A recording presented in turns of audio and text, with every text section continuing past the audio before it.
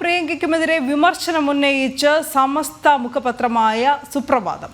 Priyanka whip ലംഘിച്ച് പാർലമെന്റിൽ എത്താത്തത് കളങ്കമായെന്നാണ് വിമർശനം. പ്രിയങ്ക എവിടെയായിരുന്നു എന്ന ചോദ്യം എക്കാലവും മായാതെ നിൽക്കുമെന്നും ലേഖനത്തിൽ വിമർശിക്കുന്നു. വഖഫ് നിയമ ഭേദഗതി ബില്ലിൽ പ്രതിപക്ഷ നേതാവ് എന്തുകൊണ്ട് സംസാരിച്ചില്ല എന്ന ചോദ്യം കൂടി ഉയർന്നു തന്നെ നിൽക്കുമെന്നും സുപ്രഭാതം എഡിറ്റോറിയലിൽ പറയുന്നുണ്ട്. അനഘ ഹർഷൻ വിവരങ്ങളുമായി ചേരുന്നു. അനഘ, രൂക്ഷ വിമർശനം മുഖപ്രസംഗത്തിലൂടെ സമസ്ത മുഖപത്രമായ സുപ്രഭാതം ഉന്നയിക്കുന്നു. എന്നാൽ കഴിഞ്ഞ ദിവസങ്ങളിൽ ഇത് മാധ്യമങ്ങളിലും ഈ വാർത്ത നിറഞ്ഞു നിന്നിരുന്നതാണ്. കാരണം ഏറ്റവും കൂടുതൽ ശ്രദ്ധിക്കപ്പെട്ടതുമാണ് പ്രിയങ്ക ലോക്സഭയിലില്ല, രാഹുലിന്റെ മൗനവും.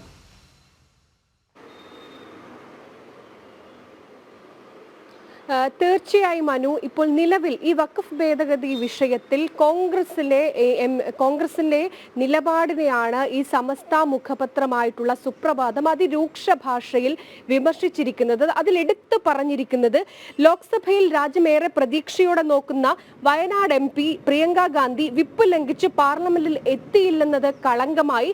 മാത്രമല്ല, പ്രിയങ്ക ഇന്ന് ആ പാർലമെന്റിൽ എത്താതിരുന്നത് എക്കാലത്തും ചർച്ചയാകും, എല്ലാ കാലത്തും അത് മായാതെ നിൽക്കും എന്നുകൂടി പറയുന്നുണ്ട്.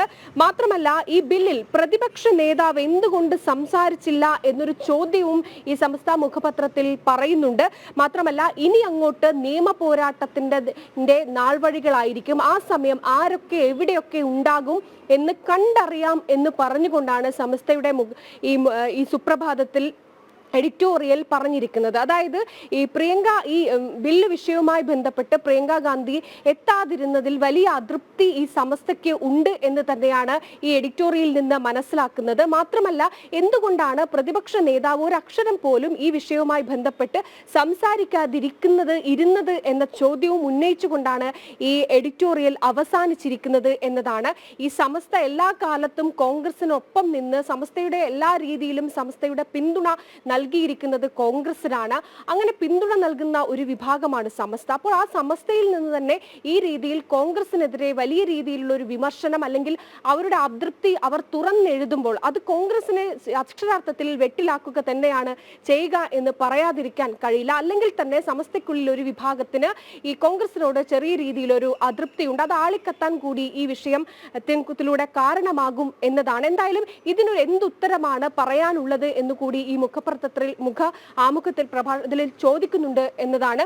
അതിനുള്ള ഉത്തരം കോൺഗ്രസ് നേതാക്കൾ അല്ലെങ്കിൽ പറയേണ്ടിയിരിക്കുന്നു. പ്രതിപക്ഷ നേതാവ് മൗനം പാലിച്ചതിലടക്കം സമസ്ത കൃത്യമായ ഒരു അതൃപ്തിയാണ് പറഞ്ഞിരിക്കുന്നത്. ഇത് കൃത്യമായി തന്നെ തദ്ദേശ തെരഞ്ഞെടുപ്പുകളൊക്കെ തന്നെ അടുക്കുന്ന ഒരു സാഹചര്യമുണ്ട്. അതുകൊണ്ട് തന്നെ ഈ വിഷയത്തിൽ സമസ്തയെ അനുനയിപ്പിക്കാനുള്ള ഒരു നീക്കം അത് കോൺഗ്രസിന്റെ ഭാഗത്തു നിന്ന് ഉണ്ടാകാനാണ് പോകുന്നത്. അനു, ശരി അനഘ.